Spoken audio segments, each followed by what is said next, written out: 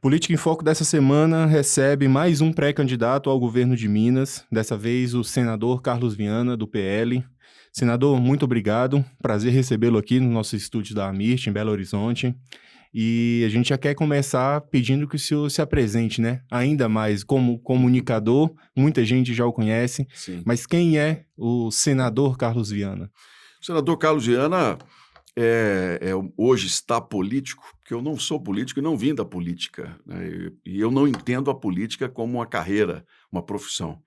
Eu, às vezes, levanto até um pouco de ira em alguns colegas quando eu falo que eu sou a favor do fim da reeleição, que eu sou a favor de que prefeitos, governadores e o presidente fiquem lá por um período de 5 até 6 anos, quem sabe, com um recall no terceiro, mas que não haja reeleição. No caso do legislativo, vereadores, deputados, senadores, que seja permitida apenas uma reeleição, porque o sistema político precisa ser oxigenado. Então, eu penso muito nas soluções que nós precisamos apresentar ao país. A política não pode atrapalhar a vida das pessoas. Esse é o Carlos Viana, senador, que veio de 23 anos de jornalismo, 35 anos em vários setores da iniciativa privada, trabalho desde os 12 anos de idade, fui engraxate, me orgulho muito dessa história. E que hoje quer usar o tempo que nós ainda temos para cumprir uma missão, que é o que a população de Minas me deu, ser um senador com quase 4 milhões de votos. E eu sou um determinado. Eu não estou aqui por uma questão pessoal ou por nenhum tipo de premiação, porque graças a Deus já tive isso na minha vida. Eu estou aqui para que o dia que Deus me chamar dessa terra, eu cumpri com a minha obrigação e zelei muito bem pelo que recebi. Senador, e em que momento vira a chave do senador que foi eleito Sim. e decide se candidatar ao governo de Minas Gerais? No momento em que, quando eu vi que eu completaria 35 anos de vida de trabalho, eu percebi que, em termos de ganho e de patrimônio, havia chegado a um ponto interessante que eu poderia parar de trabalhar e viver aquilo que eu sempre quis. Eu sempre gostei muito de viajar, de usufruir, mas achei pouco, porque eu poderia contribuir muito mais. Eu tive muitas oportunidades na vida, Diego. Eu sou filho da escola pública, estudei na escola pública dos 7 anos até o final do ensino médio, né, que hoje é o segundo grau, não é isso? Eh, Aos 14 anos, eu fui mensageiro do BDMG, era office boy lá. Então eu trabalhava de dia e estudava à noite. Levava marmita, 1 hora de ônibus para vir de Contagem para o centro, mais 1 hora para voltar. Quer dizer, depois nós mudamos aqui para o Sagrada Família, que ficou bem melhor, para a região leste. Mas eu tive muitas oportunidades e todas elas eu me agarrei de uma maneira muito firme. E a política precisa dar oportunidades às pessoas, precisa trabalhar para isso. O Brasil é um país muito injusto, isso aí todo mundo fala. Mas cada um tem uma concepção de como a gente pode resolver essa injustiça. Eu digo para você que nós só vamos ser um país mais justo de verdade, um país mais competitivo e um país mais de igual para igual no dia que nós dermos às pessoas conhecimento. O dia que nós ajudarmos os alunos das escolas, os estudantes, os jovens, as jovens, porque hoje a maioria são mulheres, né, a saírem do ensino médio com uma profissão, dominando bem a língua, o português, a matemática, nós estamos dando chances iguais. Porque hoje, de cada 10 alunos, 3 em Minas praticamente abandonam a escola com 16 anos.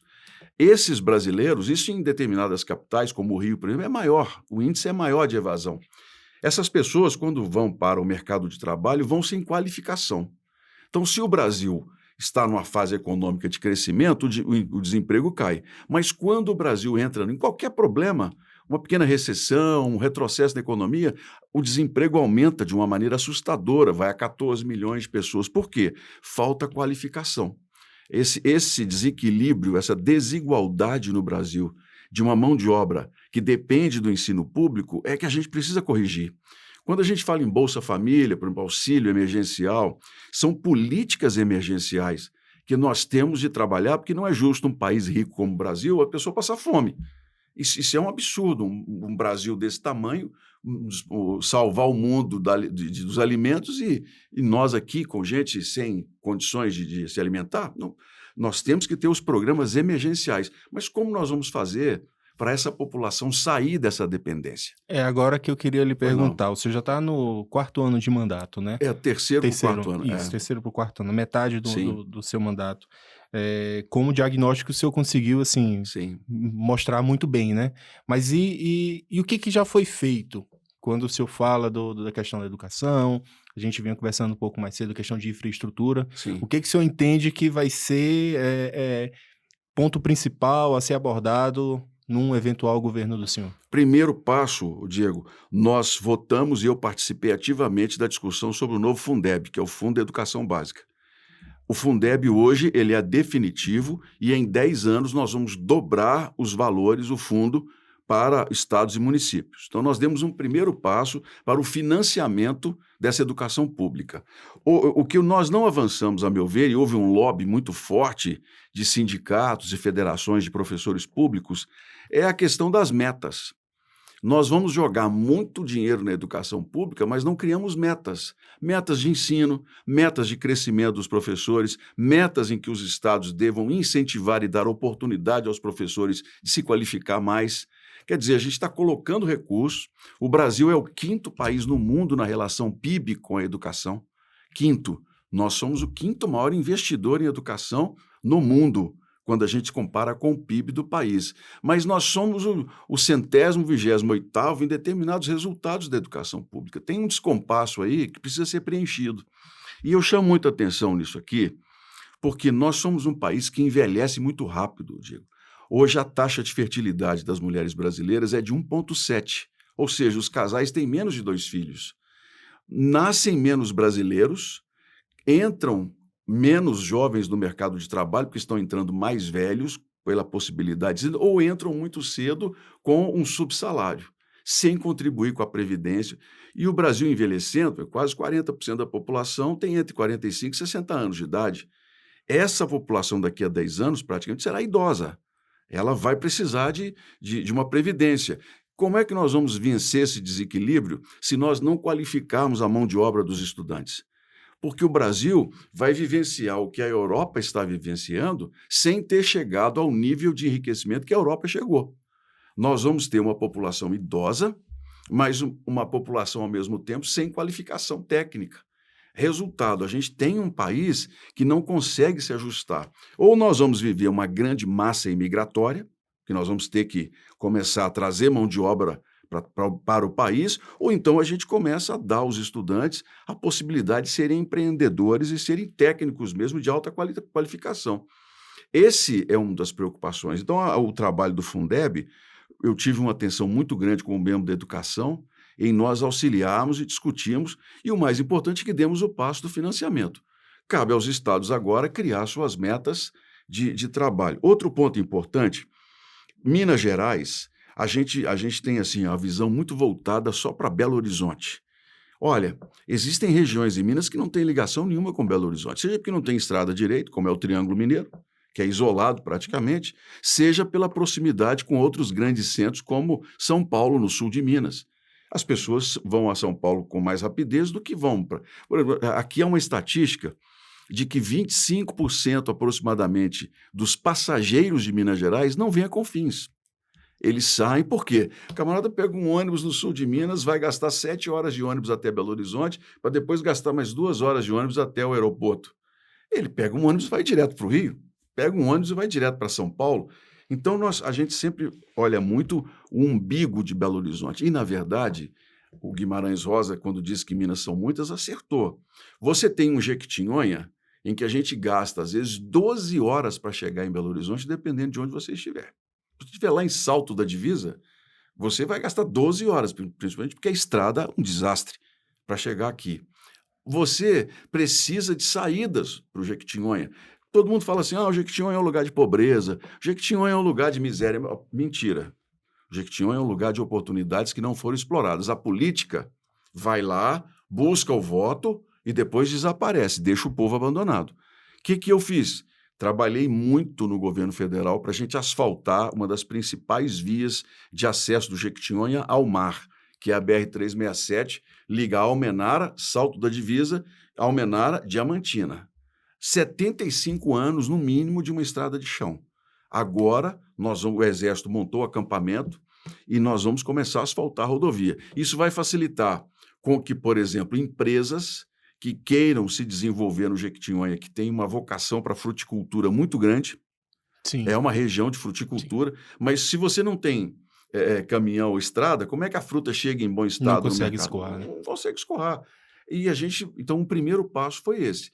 Nós asfaltarmos e buscarmos a questão da infraestrutura.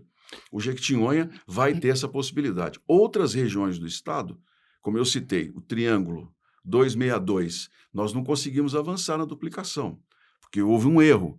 Ela foi concessionada na época da ex-presidente Dilma e foi feita pelo menor preço do pedágio. Resultado, era uma empresa dessas empreiteiras ligadas à Lava Jato, os fundos de pensão de servidores federais que eram usados politicamente, que estavam aparelhados, e se tornou um péssimo negócio. Quando a presidente caiu, não teve como aumentar o valor do pedágio. Eles entregaram o negócio. A 040, por exemplo, entregou. Nós vamos concessionar Rio Belo Horizonte e outra Belo Horizonte Brasília. Aí nós vamos duplicar. Mas a 262 não conseguimos, tem uma pendência judicial. E a questão da 381, que é vamos dizer assim, um compromisso meu com o leste de Minas Gerais, e que toda vez que avança um pouquinho, aparece um tanto de gente lá para tirar o chapéu. Mas quando o problema surge, igual surgiu na virada do ano, desaparece todo mundo. Nós refizemos o modelo, íamos duplicar na concessão tanto a 381 até Valadares, como João Molevade até Viana, no Espírito Santo, tiramos a 262 de João Molevade, vamos deixar só a 381 para a gente buscar interessados, Uhum. porque é uma rodovia que vai gastar 8 bilhões de reais. E é bom a gente deixar claro que esse discurso de estatização, de que o Estado é quem tem que fazer a duplicação, isso não existe. Não há como a gente tirar 8 bilhões do orçamento para poder duplicar uma estrada. Nós vamos ter que fazer pelo pedágio. E outras soluções, eu digo, que a gente trabalhou muito. Uma que eu faço questão de dizer que quase ninguém divulga mais, o metrô de Belo Horizonte. O metrô de Belo Horizonte É uma grande novela, né? tem 2,8 bilhões de reais que eu consegui com o ministro Tarcísio e o ministro Paulo Guedes. Eu vou falar eu, porque todo mundo também gosta de tirar o chapéu. Mas eu consegui com o ministro Paulo Guedes, quando eu mostrei para o Paulo Guedes que o metrô dava 240 milhões de reais de prejuízo mês. Então era muito melhor para o governo investir um dinheiro mais alto e privatizar Uhum. do que manter o prejuízo.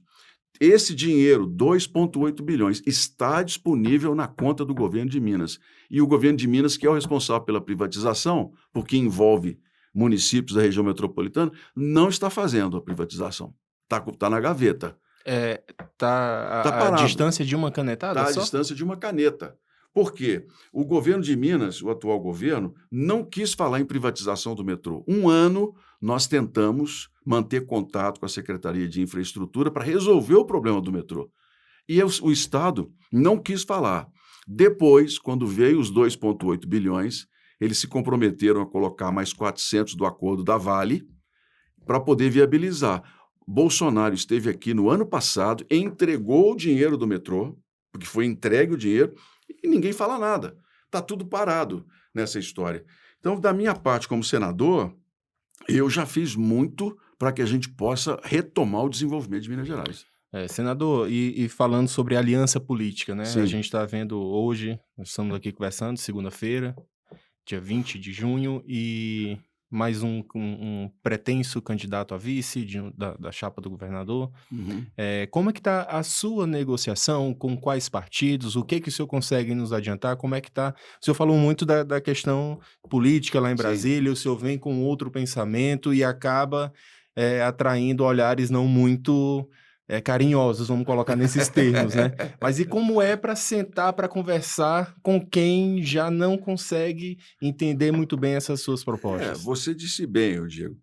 Eu não sou político, eu estou político. E da maneira como eu entrei na política, a política não me aceita bem, porque eu não faço parte dos acordos.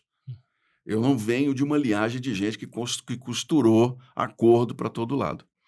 E eu imaginava que o meu nome, eu tenho falado, iria mudar o cenário, o jogo, mas não criar tanto desespero. E criou desespero, né?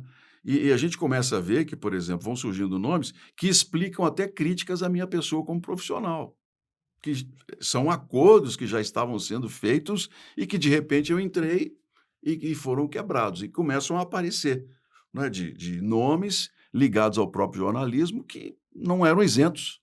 nas críticas. Mas isso tudo, com o tempo, as coisas vão ficar muito claras com relação às intenções, né, de uso do trabalho como jornalista. Hoje, eu estou muito tranquilo sobre uma questão. Eu estou aqui e uma das minhas missões é a reeleição do presidente Bolsonaro. Eu não quero o PT de volta ao poder. Essa é uma opção minha como brasileiro e sou muito claro nesse aspecto, né. Eu não quero a esquerda de volta ao país, porque eu entendo que a esquerda vai trazer de volta o prejuízo nas estatais, o aparelhamento do país, vai trazer de volta uma visão de Estado que é pesada e que a gente está custando a se livrar dela. Por isso, Bolsonaro pode ter muitos defeitos, como eu tenho defeitos, como eu cometi muitos erros, mas pelo menos o que ele propõe em termos de economia é semelhante ao que eu penso. São as minhas ideias, por isso eu apoio. Então, o meu trabalho aqui em Minas é um palanque para o Bolsonaro. Ano passado, o presidente fez vários gestos em direção ao atual governador em busca de apoio. O governador não quis, porque esse partido que está com... E aqui não é nenhuma crítica pessoal, Uhum. né? Vamos deixar isso bem claro. Eu não tenho nada contra a pessoa do governador. Mas a minha análise é pelo partido e pela política. O partido do governador é um partido mentiroso. Diz para nós que nunca ia fazer acordo político. Pegou as estatais mineiras, deu cargo na CEMIG para articulador político, pegou dinheiro do orçamento e entregou. Tem companhias aí que tem 180 vagas foram dadas na política. Então fala a verdade para as pessoas. Vamos falar a verdade. Olha, é um acordo político. Porque isso no mundo todo é assim. Se você for na Alemanha, na Noruega, na Suécia, todo mundo faz política desse jeito com os partidos. Mas aqui ficou aquela história, não, eu não faço isso. Não é verdade, o Partido Novo mentiu. E hoje a gente percebe pela movimentação que eles querem de toda maneira fazer a política até de um jeito pior do que foi feito no passado. A questão, por exemplo, da Assembleia, nós não avançamos em Minas para renegociar as dívidas do Estado. Minas tem uma dívida, porque fala assim na publicidade, nós arrumamos a casa. Mentira. Isso está enganando as pessoas. Minas Gerais tem um déficit de 12 bilhões de reais que foi votado agora pela Assembleia. 10% maior do que Pimentel deixou. Ou seja, o atual governador está aumentando o déficit do Estado, não arrumou casa nenhuma. Ele pagou servidores com dinheiro do governo federal que veio para a Covid, e não foi pouco, e com o aumento da gasolina, o dobro do preço da gasolina e do diesel, cuja gasolina em Minas é de 31, que é um dos mais altos do Brasil, e o diesel é 15. Só que então você coloca contas em dia nas nossas costas de novo. A nossa carga tributária é muito maior do que era antes. A minha visão é de que a gente precisa reorganizar o Estado. Então a política, eu estou político, eu tenho que fazer política. Sim. Então eu não vou mentir para as pessoas que estão me assistindo como o governador, o partido dele mentiu. Eles mentiram para a população. Então a verdade é essa aí. Eu só queria insistir ainda com relação às suas alianças. Pois Hoje é o seu partido, Me diz uma coisa, o PL. o Bolsonaro venceu com quantas alianças? Com nenhuma. Bolsonaro venceu com nenhuma aliança. Aqui, eu às vezes leio assim, partido tal está se juntando ao partido tal para lançar um candidato. Tem que combinar com o povo. Tem que combinar com as pessoas. Quem está nos assistindo, quem está acompanhando a política, você tem um grupo de 15% a 20% que já definiu vota na esquerda. Um grupo de 25% a 30% que só vota na direita. Só que tem aí no meio dessa história, pelo menos 45% dos brasileiros, e não é pouca gente não, é muita gente, são 60 milhões de pessoas, de eleitores, que ficam só observando, não entram na discussão e que só tomam a decisão na reta final. Em Minas Gerais, são 5 a 6 milhões de mineiros que ficam observando e que não estão interessados em partidos. Essas pessoas querem saber o seguinte, o que vai melhorar? Qual é a proposta de melhora? Ou então... Bem objetivamente, né? Quem é contra? Por exemplo, minha eleição, a Dilma estava eleita. Não tinha um arco de alianças com ela, com todo mundo, e fazendo festa, soltando foguete, a esquerda lotando universidade e tal. Cadê? Foi 4º lugar. Tem que combinar com o povo. Então, às vezes, eu fico observando... Falo assim, Você ficou surpreso com a sua eleição? Não fiquei. O resultado dela? Não fiquei. Também não. Eu fiquei surpreso com a quantidade de votos. Assim, a minha responsabilidade é muito grande. Eu não fui o primeiro colocado por 30 mil votos. E a minha campanha, se você pegar lá, custou R$ 650 mil. 150 mil de fundo que eu recebi e a maioria mão de obra doada. Pessoas que foram voluntárias na minha campanha. Acreditaram no meu nome, proposta. né? E que eu preciso ter responsabilidade de cumprir. Então, hoje, eu tenho 3 partidos que circulam no meu entorno, que estão para decidir o que vai fazer. Por quê? São partidos que estão com o presidente Bolsonaro. O Bolsonaro, quando me chamou lá dia 2 de abril, foi o último dia, eu fui ao Palácio do Planalto, o presidente falou assim: senador, o senhor ainda quer ser governador? Quero. Ó, eu estou tentando de todas as maneiras fazer um acordo lá para ter o apoio do Zema. Ele não quer.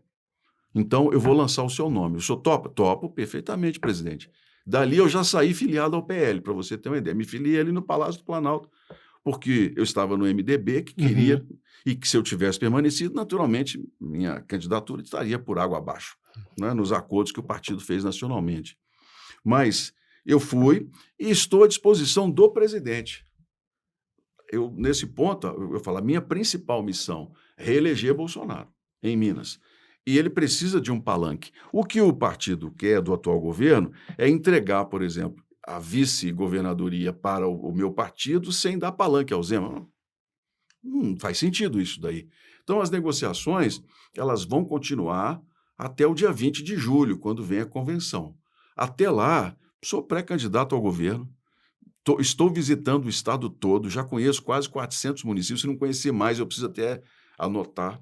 E estou levando o nome do presidente, dizendo o quanto ele fez por Minas Gerais. Mas o senhor considera, então, a possibilidade de ir para uma vice, desde que o presidente tenha esse palanque aqui, do governador? Não vou ser vice, não. Essa história não, eu sou pré-candidato ao governo. Se não for possível, o partido vai entender de outra maneira. Agora, eu sou vice de jeito nenhum, não quero ser vice de ninguém. Sou senador mais 4 anos. E vou cumprir meu papel. 8 anos de política é tempo para rir e para chorar, porque você nunca agrada a todo mundo. É um negócio mais impressionante. Por exemplo, a gente estava comentando, o pessoal, você sumiu. Primeiro eu saí do rádio e da televisão, já dá aquele baque. Aí a pessoa fala assim, não te vejo mais. É claro, política é uma sina. Se eu fico muito tempo aqui, a pessoa fala assim, não está fazendo nada, tá vendo? Tinha que estar lá em Brasília. Aí se você vai muito a Brasília igual eu fico, não vê aqui. Mano, você sumiu, eu não vejo esse camarada mais. É um negócio, é difícil.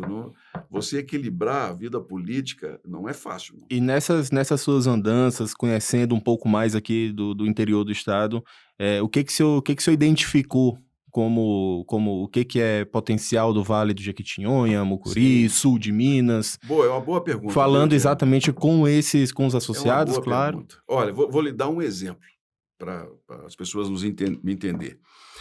Todas as vezes que eu chego numa região, fala-se muito em empresas. O senhor tem que trazer uma empresa para cá para gerar emprego. Empresas só vão para onde já existem outras empresas. Porque, por exemplo, Paracatu, Patrocínio, você tem lá uns 250, 300 pivôs de irrigação parados porque não tem energia elétrica. A CEMIG não dá conta de entregar energia elétrica. No norte, São João da Ponte, tem um dos maiores projetos de exportação de proteína no mundo. São 60 mil cabeças de Angus. Só de vaca parida são 5 quilômetros de coxo. Eles têm que trazer os bois, os animais para bater em contagem, porque não tem energia elétrica. Então, quando a gente fala em desenvolvimento, a gente tem que buscar qual é a riqueza regional que você tem. Então, por exemplo, lá na região, no entorno de Bocaiúva, no norte, vários municípios que começaram a apresentar características de desertificação. Por quê? A população cortava a mata para fazer carvão, a agricultura era de sobrevivência, o terreno foi se perdendo. Não tinha nenhum tratamento. Não tem tratamento. O que nós fizemos? Nós montamos um grande projeto pela Codevasf de apicultura. As famílias replantaram a mata, elas cuidam da mata hoje e cada uma delas ganha R$ 2.100 mês como resultado do mel. Montamos um entreposto em Bocaiúva para beneficiamento desse mel, com laboratório de pesquisa, referenciamento, georreferenciamento. Hoje esse mel é exportado para os Estados Unidos e para a Alemanha.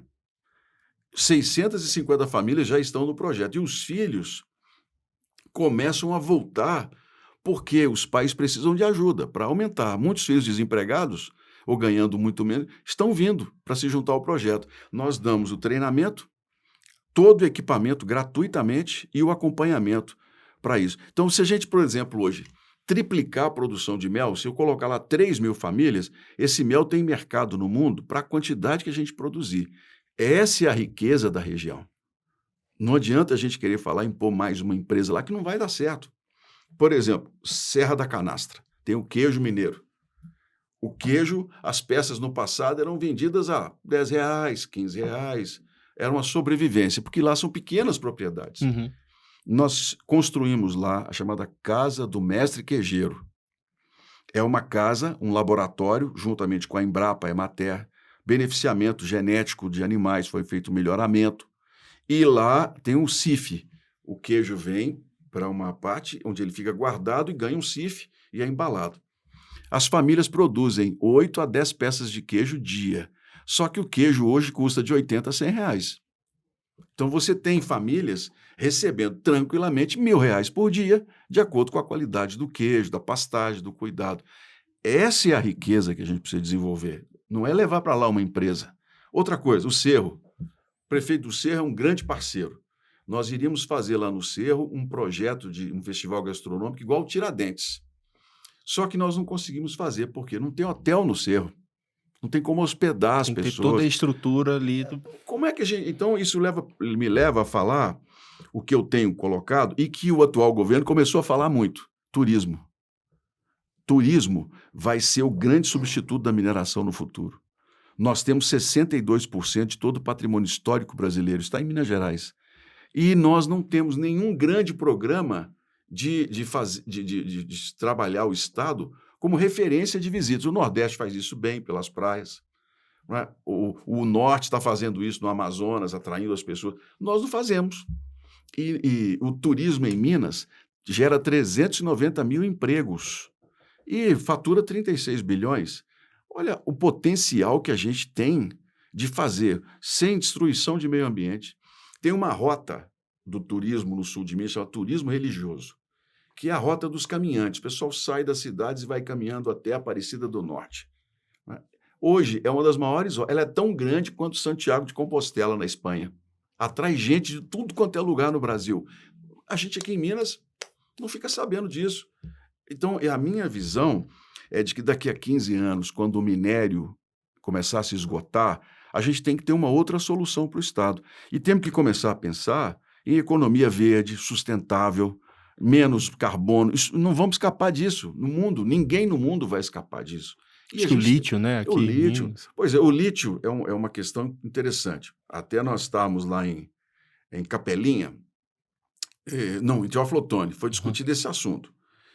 Por que o lítio tem que sair do Jequitinhonha e ser beneficiado em Juiz de Fora? O pessoal fica revoltado e com razão. Já ouvi algumas vezes. Mas por Acho que quê? veio uma empresa também que colocou a sua sede aqui em Nova Lima. Mas por quê? O lítio, depois de processado, ele é explosivo. Ele é uma carga perigosa. Então, ele, por carga perigosa, a legislação é de que ele não pode ser transportado por um tempo, umas X horas. E você tem que ter estrada que presta. Se você não tiver, ele vira uma carga, uma bomba. Uma bomba. Então, com o asfaltamento da 367, dando possibilidade de saída para o Porto de Ilhéus, aí a gente cria a possibilidade de beneficiar o lítio lá no Jequitinhonha. Mas hoje não dá.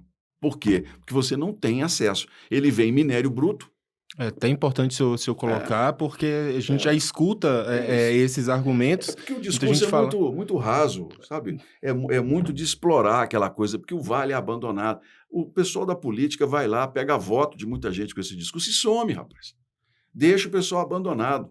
Por quê? Porque ninguém leva solução de verdade.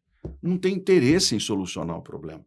No norte de Minas agora, lá em Janaúba, eu consegui 18 milhões para inaugurar um canal de irrigação subterrâneo. São canais dos anos 80, que o governo militar fez, abertos de cimento, e lá tem uma represa, uma barragem, chama Bico da Pedra, que abastece toda a Serra Geral. Essa barragem chegou a 14% sem chuva. Ia ser uma calamidade, nós íamos ter uma população de quase 100 mil pessoas sem água. E quando eu cheguei lá, senador, o desespero de todo mundo era isso. Nós precisamos resolver, porque a irrigação perdia 50% da água. 11 mil empregos, era a fonte de renda das cidades. Uhum, Aí pegamos, levamos o ministro lá, o Marinho, né, Rogério Marinho, do uhum. MDR. 18 milhões eu coloquei para resolver o problema da água, para a gente poder terminar o escoamento. O dia que nós fomos lá inaugurar, a cara das pessoas era de que não acreditava. Tanto tempo, né, que Tanto ficou. tempo, ficou todo mundo assim. "Uai, Será que é verdade mesmo? mas resolveu?" Quer dizer, para os políticos que iam lá só falar, não, porque a região é abandonada, o norte tem que ter mais dignidade. Eu fui lá e resolvi o problema deles. Aí ficam lá eles ficaram sem discurso, entendeu? Esvazia, É né? a política, tem muito isso. Como esse sistema eleitoral nosso, você pode se candidatar e ter voto no estado todo, você não representa ninguém. Você busca os votos, se elege e bate o pé. A gente tinha que começar a ter, eu digo, o chamado voto distrital, regional. Ó, ou macro-região, ou Mas meso-região. passa lá no Congresso? Passa. Se a gente tiver um presidente, por exemplo, se for umas questões nacionais, vai passar. Passa. Porque qual é o problema? Agora, do jeito que está hoje, a primeira pergunta é como é que eu vou salvar o meu mandato? Aí, essa é a primeira pergunta. Como que eu salvo o meu mandato? Para depois perguntar como é que a gente vai fazer representação popular. Porque é uma pergunta que eu devolvo a você e aos telespectadores. O sistema eleitoral dá representação popular no Brasil? As pessoas se sentem representadas pelo político que está aí hoje? Pelo que a gente vê, muito pouco. Muito pouco, porque o sistema, se fosse o distrital, vamos pegar, por exemplo, região metropolitana. Deputados que serão eleitos porque pela região mais adensada do estado. Vamos eleger, são 53 no total. Vamos que a região metropolitana vai nos dar 20 deputados, um cálculo de cabeça. Esses 20 têm que morar na região metropolitana, serão conhecidos e a campanha fica muito mais barata, inclusive. Porque você não tem que. Olha, eu tenho que viajar, às vezes, 14 horas de carro para poder. Então, quem tem muito dinheiro consegue fazer campanhas milionárias, mesmo com o controle do TRE. Faz campanhas milionárias. Quem já tem um mandato, a chance de se reeleger é muito grande. Por quê? A gente pega o recurso e distribui para os prefeitos, em tudo quanto é lugar. Esse sistema, ao meu ver, precisa mudar para a gente poder ter mais representação. Mas o que eu quero dizer é sempre o seguinte: Mucuri. Mucuri é uma região de Minas que parece que arrancou um pedaço do Nordeste brasileiro que não existe. Você não tem um projeto lá, nada de desenvolvimento. Aqui no governo do estado ninguém fala em desenvolvimento regional. Aí vai o pessoal lá, não, o região, o Mucuri tem que ter dignidade, e pega o voto, some. Essa visão, a gente tem que ter muito crítica e tem que começar a mudar isso daí. E como senador, como eu atuo no estado todo, eu faço questão de apresentar soluções regionais. Senador, a gente está caminhando aqui para as considerações finais. Sim, Agradecer mais uma vamos. vez a sua disposição em vir aqui ao nosso estúdio, conversar com a gente, conversar com o associado, conversar com o ouvinte também, levar a informação para ele, para que ele tenha a melhor informação para escolher o seu voto. Então, agora você tem aí os minutos finais para as suas Muito obrigado, considerações. obrigado, Diego. A minha principal preocupação é fazer com que as pessoas pensem sobre política. Porque há uma arte de se chamar a atenção sobre o que não interessa na política. Fulano esquentou porque falou que o fulano é isso, fulano é aquilo, falou aquilo. Você que nos assiste, seja mais criterioso, é o meu pedido. O que eu vou fazer para melhorar a escola pública? O que eu vou fazer de compromisso com pais e mães que nos assistem, que querem um futuro melhor para os filhos? O que eu vou fazer para poder melhorar as creches no estado? Para as mães poderem trabalhar e ter tranquilidade e a gente oferecer uma infância com mais saúde, com mais proteção. O que nós vamos fazer para as estradas estaduais voltarem a ser estradas de verdade? Que estão um desastre. Minas Gerais não fez 1 quilômetro de asfalto. Nada. O atual governo não fez nada. Me desmintam, gente.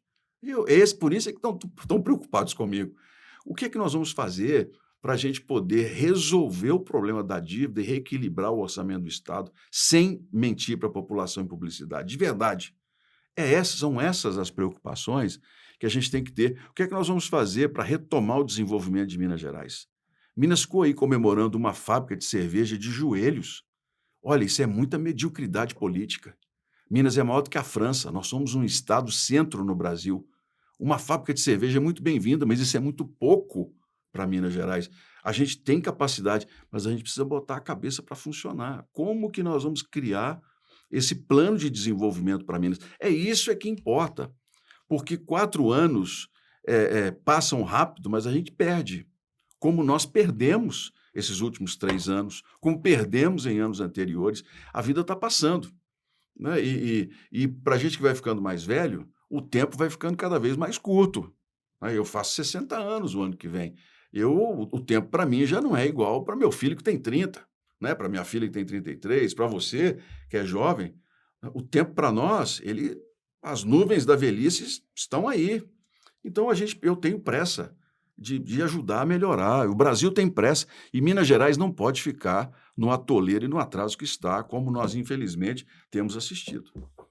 Senador, mais uma vez, muito obrigado. Boa Obrigado a sorte você. aí na caminhada. Deus te abençoe, muito sucesso na sua carreira e agradeço mais uma vez à Amit, à presidência, aos diretores, né, por me receber nessa casa sempre com tanto respeito, com tanto carinho. Muito obrigado.